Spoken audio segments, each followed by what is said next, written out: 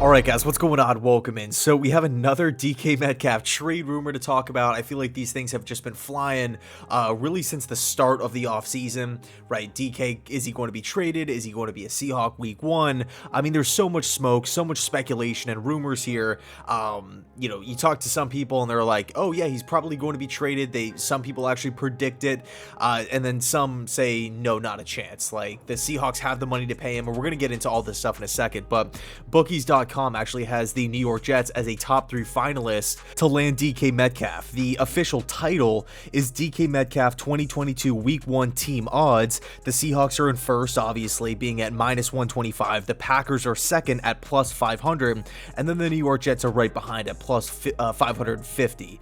So I'm at the point, I can't speak for everybody here, but I'm at the point where it's like, I'll see it when I believe it. There has been so many rumors flying this offseason. And, granted, it has been one of the craziest offseasons, probably the craziest offseason of my entire life. I mean, we're seeing superstars getting dealt left and right. Devontae Adams, Russell Wilson. I mean, the quarterback movement is absolutely insane. I mean, these guys aren't even necessarily superstars, but we're seeing guys like Carson Wentz being moved, Matt Ryan being moved, Baker Mayfield potentially playing on a new team next season.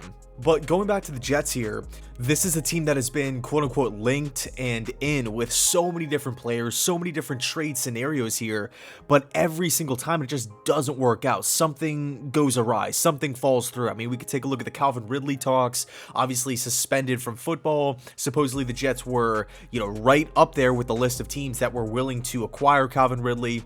Doesn't happen. What else? The Tyreek Hill trade that just happened a few days ago, within the span of literally 5 to 10 minutes, news breaks that the Chiefs are allowing Tyreek Hill or granting him permission to seek a trade, and then again 5 minutes later Adam Schefter comes out and reports that it's between the Dolphins and the Jets, and that he was supposedly torn between the two, and that the Chiefs actually accepted both offers. Doesn't work out. We can look at the Amari Cooper trade. The Jets were interested in him, and then he ends up getting traded to the Cleveland Browns, another AFC team here, and the compensation was minuscule. It was extremely minimal. It was a 5th round pick and a 6th round pick swap. I mean, I understand that Amari Cooper is, a pretty big cap hit, don't get me wrong, but it's just a little, I don't want to say disappointing, because I'm not necessarily at the front lines for every single free agent, every single player, every single guy that's involved in trade rumors. Like, for example, Allen Robinson, Christian Kirk. I would have loved to have those guys, but it just didn't really seem likely that the Jets were going to land them. I mean, even Michael Gallup, to a certain degree, he's back with Dallas. It's just, I feel like we're going through the list one by one of different wide receiver after different wide receiver, and whether these guys are staying with the same team or just being moved elsewhere, the Jets are continuing to strike out over and over again.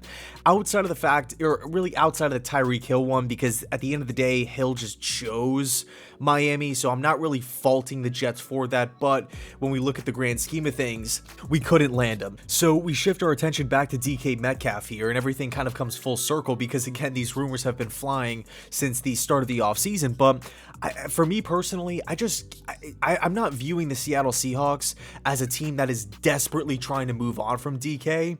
I feel like they're in a position where they're like, yeah, we have a really, really good player on the roster. We moved Russell Wilson. We moved Bobby Wagner. We'll field some calls. We'll see what's up with anybody on the roster about a potential trade, but we're not putting him on the block saying, we got to move this guy before the draft. We got to move him on draft day. We have to acquire picks as soon as possible. And again, I understand that the team did move on from 2 legendary Seahawks here, and it might send the signal that the team could be moving into more of a rebuild, but I gotta be honest, I look at DK Metcalf, he's 24 years old, so he does fit the timeline for a rebuilding team, and it's not like Seattle is pressed against the wall financially. Like, they could afford to bring him back. As we all know, DK Metcalf is due for a new deal after this season, right? You would have to extend him if you trade him, or, if the Seahawks want to keep him, they have to lay out that extension. But the Seahawks right now are projected, and I know there's still a lot of time left here, but in 2023, they're they're projected to have around $93 million in cap space, so they can technically afford to bring DK Metcalf back and not have a problem. He's not going to hinder the team moving forward. Obviously, these wide receiver contracts they're humongous, right? Devontae Adams and Tyreek Hill. I mean, even Mike Williams to a certain degree, like these contracts are crazy expensive, but all I'm saying is that the Seattle Seahawks can afford it, okay? They're not in a disastrous situation by no means. So as much as I would love to have DK Metcalf, whether it takes, a second round pick, and another middle round pick, maybe a futures pick or something. I know the popular compensation is pick number 10 straight up for DK Metcalf. I think for me, that's a little high, because I feel like we could go snag a wide receiver with that 10th overall pick and have him under a cheap contract for the next 4 seasons, and then of course that 5th-year option as well. Maybe a Garrett Wilson, maybe a Drake London or something like that, like guys that can instantly come in and help this football team out, right? Instant upgrades at the wide receiver position. And, because we would have to extend them, it's not only just like we're giving up the 10th overall pick, it's like, okay, we're giving up the 10th overall pick and we're handing out a mega deal. So that's where it gets a little dicey, but by no means am I against acquiring DK Metcalf, one of the league's best wide receivers. It does not look like he's going to be falling off anytime soon. He brings so many traits to an offense, with the speed, with the size, with the toughness, with the leadership. And another, I don't want to say curveball, but another layer I do want to talk about here is the fact that he was actually on this, he was on a show, right, with Kevin Garnett, I believe on Showtime, and he talked about the Seattle Seahawks moving on from Wilson and Wagner, and how he was shocked, and how both of those guys were amazing leaders, and he feels like it's his time to rise up and be one of the leaders for the Seahawks moving forward. So even though I would absolutely love a DK Metcalf acquisition, right, to see him wearing green and white next season, it would be absolutely unbelievable. I mean, the potential is seriously through the roof with this guy, and everybody knows this, right? Even back at Ole Miss, like this guy was a monster. He was an absolute animal, but a classic, one of these classic cases of a down combine, and so he slips all the way to the 2nd round. I mean, he was projected to go in the top 15, right around during the regular season, even after the season ended. It wasn't until that combine hit where his stock just completely tanked, and he ends up going to Seattle in round 2. But man, I would frankly love it. I'm a big DK Metcalf fan, okay, but I do kind of feel like it's a little unlikely. I could be wrong. If you would have asked me, hey, is Tyreek Hill going to be on the Dolphins next year? I would have said, no, what are you talking about? You're crazy. But lo and behold, here we are. And in regards to Titans wide receiver A.J. Brown, as much as I would love A.J. next season, I mean, I would be the first one to greet him at the airport the second he touches down. I just don't see why the Titans would want to move off of A.J. Brown. I understand the wide receiver market. I understand they might not be in the most flexible cap situation, comparing that to teams like the Jets and the Seahawks here.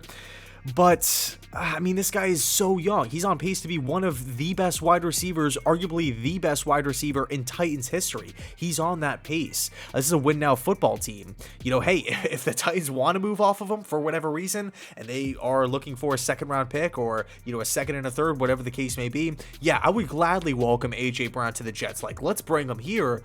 I just don't know if it's going to happen. I just don't know if he's actually going to be traded. And a lot of these rumors, the A.J. Brown rumor specifically, I believe that actually started with the assumption that if contract extension talks go south, he could be moved. So to me, that's not really concrete evidence or anything like that, but hey, who knows? Again, anything could happen. Tyreek Hill, like that came out of absolute nowhere, just in the middle of the day, and then news breaks 15 minutes later. It's like breaking news, right? Front page of every story. Tyreek Hill on the way out. Could be a Jet, could be a Dolphin. We'll see. We're going to figure out within the next couple of hours, and it happened. So I'm not discounting anything. I'm not putting stock in anything right now. Could DK Metcalf be traded? Possibly. Could AJ Brown be traded? Maybe. At this point, I wouldn't put it. I wouldn't say anything is impossible at this point. But yeah, let me know your thoughts down below in the comment section. Could the Jets acquire DK Metcalf? Would you like that? Is it the right move? Or if it comes down to really pick 10 for DK.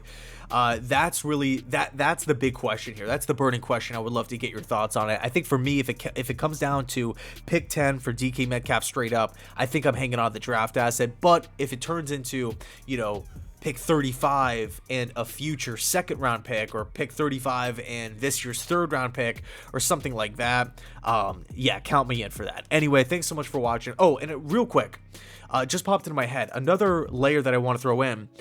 Would the Seattle Seahawks, let's just assume that they do end up moving DK Metcalf, do you think that pride comes into play? You know, everybody clowns Seattle's front office for, you know, the Jamal Adams trade, you know, all these picks for safety and everything like that. I understand it, right? And it wasn't just, you know, 1-1. I mean, this deal, that trade compensation was absolutely massive. I mean, it was crazy. Looking back on it, it was I mean, we got more for the Jets got more for Jamal Adams than the Packers did for Devontae Adams. It was nuts.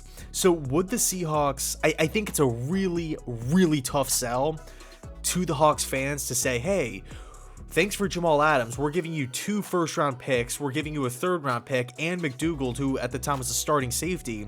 Now we're in a position where we're trading literally our best player on the roster. No more Wagner, no more Russell Wilson. We're trading our best player on the team to reacquire our first-round pick that we originally had. I don't know. I don't know if... I just don't. Maybe I'm dead wrong. Maybe, you know, these guys are just completely focused on the future and everything like that. But I don't see the Seattle Seahawks dabbling in the Joe Douglas market again. I mean, I just don't. But who knows? Again, anything could happen. Anyway, thanks so much for watching. I appreciate it. And as always, go Jets.